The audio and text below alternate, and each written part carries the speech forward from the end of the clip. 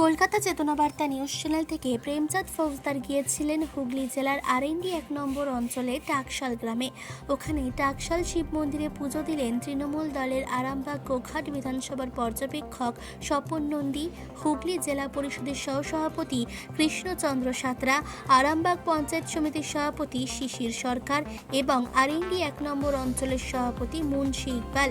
ওখানে ১৫ বছর ধরে মা মাটি মানুষের সরকার চালাচ্ছেন মানবিক মুখ্যমন্ত্রী মমতা ব্যানার্জি। তারই উন্নয়নের পাঁচালী পড়েছিলেন তৃণমূল দলের মহিলা কর্মীরা। ওখানে কয়েক শত গ্রামবাসী উপস্থিত হয়েছিলেন। ওইসব গ্রামবাসীদের সামনে বক্তব্য রাখেন স্বপন নন্দী, শিশির সরকার, কৃষ্ণচন্দ্র সাঁতরা এবং মুন্সি ইকবাল। চেতনা বার্তার সাংবাদিক প্রেমচাঁদ ফৌজদারকে স্বপন নন্দী, শিশির সরকার, মুন্সি ইকবাল এবং কৃষ্ণচন্দ্র সাঁতরা জানিয়েছেন ২৬-এর বিধানসভা ভোটে প্রচুর আসন নিয়ে বিরোধী দলকে হারিয়ে দিদি পুনরায় মুখ্যমন্ত্রী হবেন। আমরা দিদিকে জয়ী করার জন্য প্রতিজ্ঞা নিয়েছি।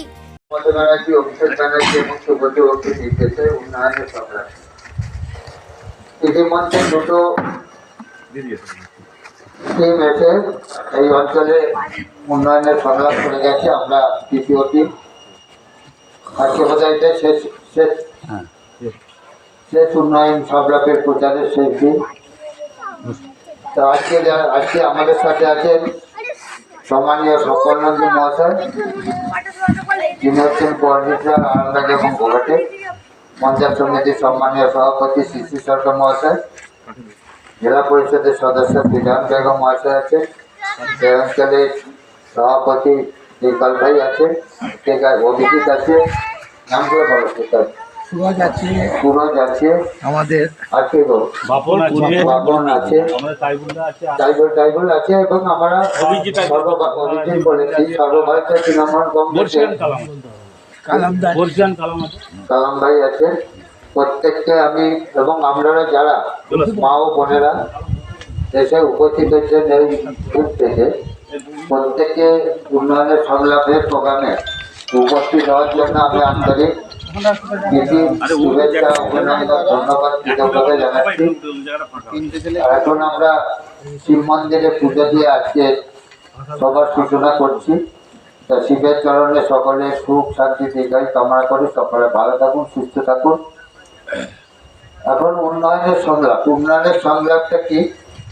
২০১১ সালে যখন মুখ্যমন্ত্রী দায়িত্ব নিলেন, তারপর তিনি একটা স্লোগান দিয়েছিলেন, বদলা নয় বদলতে। কেন বলেছিলেন? কারণ আগের সপ্তাহে যেভাবে অত্যাচার করেছিল জনগণের উপর, অনুরূপভাবে ওনার কর্মীরা, ওনার সমর্থকরা যাতে সেই পথ অনুসরণ না করে, তিনি বলেছিলেন বদলা নয় বদলতে। এবং সেই যে বদল উনি করেছেন ২০১১ থেকে অদ্যাবধি, কোন কোন ব্যাপারে, কোন কোন বিষয়ে উনি বদল এনেছেন, তারই পরিসংখ্যান আমরা তুলে ধরতে এসেছি আপনাদের কাছে। যদিও আপনারা বেশিরভাগই অবগত আছেন, সব কিছু জানেন, তবুও আমরা আমাদের উন্নয়নের জালি নিয়ে আপনাদের কাছে এসেছি নির্দেশে সর্বযত্রিত মমতা ব্যানার্জি, অভিষেক ব্যানার্জি এবং সুব্রত বক্সী। তা উন্নয়নের সংলাপটা কি? উন্নয়নের সংলাপটা হচ্ছে আগেকার দিনে মহিলারা কেমন ছিল, এখন মহিলারা কেমন আছেন, সে ব্যাপারে আলোকপাত করব। আগেকার দিনে কৃষকরা কেমন ছিলেন, কি অবস্থায় ছিলেন, এখনকার কৃষকরা কি অবস্থায় আছেন, তারও বিস্তারিত বিবরণ আমরা দেব। আগেকার দিনে কঠিন ব্যাধিতে আক্রান্ত হলে কিভাবে আমরা তার চিকিৎসা করাতাম, বর্তমানে কিভাবে সেই চিকিৎসা আমরা করাচ্ছি, তার সহযোগিতা করাচ্ছি, তারও বিস্তারিত পরিসংখ্যান আমরা তুলে ধরব। আগেকার দিনে শিক্ষা ব্যবস্থা কেমন ছিল, সেখানে ছেলেমেয়েরা কিরকম পড়াশোনা করতে যেত, আর বর্তমানে ছেলেমেয়েরা শিক্ষায় কতটা আগ্রহী হয়েছে, কিভাবে শিক্ষা গ্রহণ করছে, তার জন্য কি কি আমাদের সংবিধান সরকার মমতা ব্যানার্জি ব্যবস্থা নিয়েছেন, তারও পরিসংখ্যান আমরা তুলে দেব। এবার আমরা সমাজে বাস করতে গেলে বিভিন্ন রকম প্রয়োজন আছে, বিভিন্ন অফিস আদালতে আমাদের প্রয়োজন মেটাতে হয়। সর্বদল সত্তা মমতা ব্যানার্জি তার জন্য কি ব্যবস্থা নিয়েছে, যেটা দুয়ারে সরকার, আপনারা ইতিমধ্যে দুয়ারে সরকার অনেক কিছু সুযোগ সুবিধা গ্রহণ করেছে। সে ব্যাপারে আমরা পরিসংখ্যান দিয়ে তুলে ধরবো আপনাদের কাছে।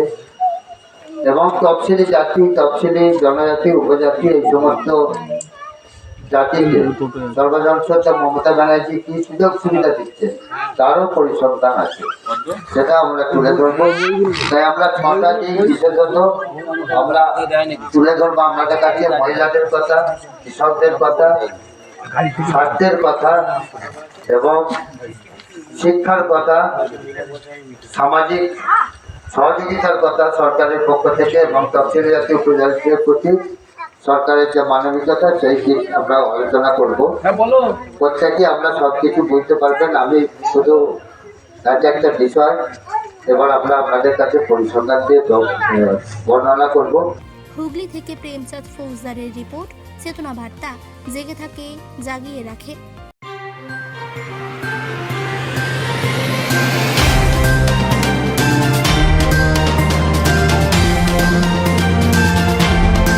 চেতনা বার্তা, জেগে থাকে, জাগিয়ে রাখে।